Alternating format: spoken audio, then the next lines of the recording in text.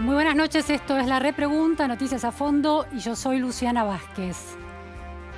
Un día interesante hoy, ¿no? Un cambio de estrategia fundamental en el modo en que la política empieza a tomar forma. Ya no es más la centralidad de la pandemia, ya no es más la gestión sanitaria. Quedó inaugurado hoy otra nueva etapa, la que modula los tiempos de la política. Y les traigo dos conjuntos de datos, dos datos que vienen de afuera, de Brasil en un caso y de Estados Unidos en el otro, que repercuten directamente en la Argentina de hoy, de Alberto Fernández y de Cristina Kirchner, y esta inauguración de este discurso institucional sin el presidente hablando, un locutor off the record, 2 minutos 32, para extender el distanciamiento social, pero sin la centralidad de esa épica que se venía construyendo. El primer dato llega de Brasil, ya tiene algunas semanas, y son los resultados de una encuesta de opinión en torno a la imagen del presidente Jair Bolsonaro y la preocupación por la pandemia entre los brasileños. El 47% de los brasileños, casi la mitad de su población, no cree que Bolsonaro sea responsable de los muertos de la pandemia, que a mediados de agosto, cuando se hizo esta encuesta, llegaban a 113.000. Esta es una encuesta de la consultora Datafolha de ese momento, hace un mes. Ya en este contexto, los muertos llegan a 133.000 en Brasil. Bolsonaro, de acuerdo con esos datos, cuenta con una valoración positiva del 37%, la más alta de su gestión. Y el rechazo de la figura de Bolsonaro cayó 10 puntos, de 44 a 34% en 2 meses. Lo central, su popularidad es mayor entre los sectores más vulnerables, los que recibieron la ayuda económica de $110 para balancear la crisis de la pandemia, una especie de IFE para los sectores vulnerables de Brasil. El dato importa en Argentina, tiene peso y tiene una conexión con lo que vimos hoy, esta nueva puesta en escena que prescinde de ese trío de pandemia que se había instalado en nuestro escenario, el presidente, el gobernador de la provincia de Buenos Aires y el jefe de gobierno de la ciudad de Buenos Aires. Entre salud y economía, Bolsonaro minimizó el impacto del coronavirus. Sabemos, una gripeciña, lo minimizó escandalosamente y de manera preocupante y prefirió sin vueltas ponerse del lado de la economía en esa tensión que durante meses dio forma al debate en torno a cuánto debía pesar la salud y o la economía en la gestión de la pandemia. No hubo ni un segundo de épica colectiva en torno a la pandemia en el caso de Bolsonaro. Y a pesar de eso, la popularidad está de su lado, un poco como lo que pasa con Donald Trump, que bueno, son elecciones que todavía no están definidas, pero no está tan claro que vaya a perderlas Donald Trump, a pesar de haber intentado prescindir de ese liderazgo durante la pandemia, o por lo menos resistirse a convertirse en un líder claro de control y de gestión de las políticas para cuidar la salud de los americanos. El caso de Bolsonaro es interesante y repercute en Argentina por este cambio fundamental del mensaje institucional que se dio hoy a la hora de extender la cuarentena. Seguimos adelante en este argumento. Esa voz en off reemplazó a la voz del presidente. Quedó sellado el fin de la política argentina como gestión de la pandemia, 183 días después del primer anuncio de cuarentena.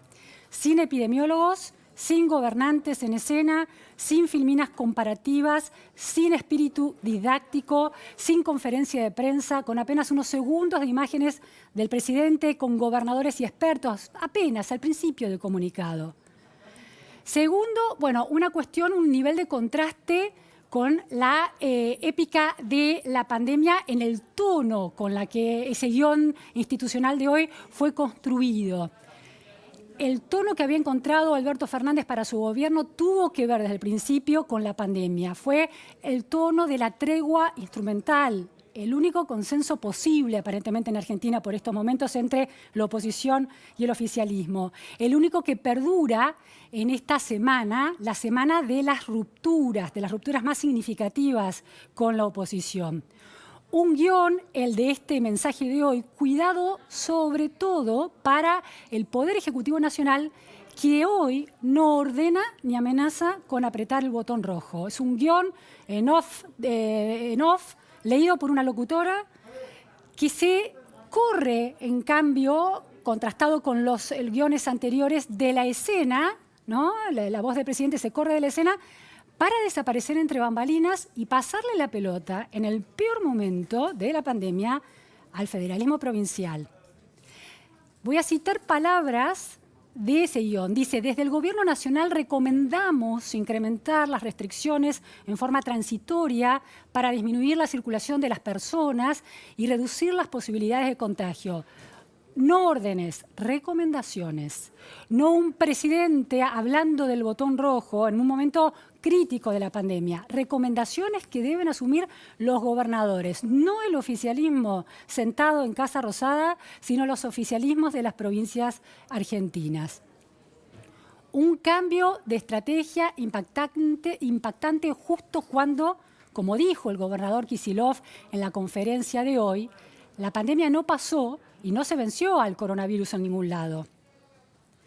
Otra cuestión también del día de hoy. El guión presidencial habló de cambios en el mapa. Dijo: cambió el mapa, en el sentido de que la expansión del coronavirus se llega ahora, con la expansión del coronavirus, al interior del país. Allí se acumula casi el 50% de los contagios, casi la misma proporción que en el AMBA.